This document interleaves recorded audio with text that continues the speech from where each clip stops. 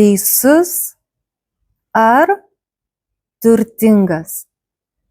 Būtent taip skamba klausimas, būtent toks yra pasirinkimas.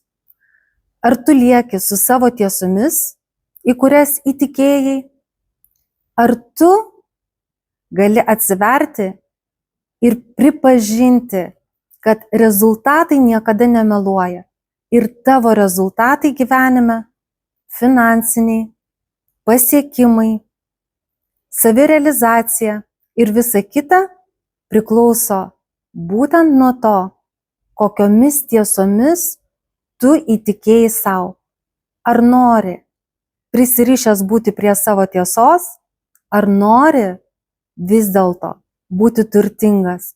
Ir tuomet reikia paleisti savo teisumą ir tiesiog išsiaiškinti, kurie dalykai tarnauja tam, kad tavo gyvenime atsirastų turtas, gausa, finansai, galimybės.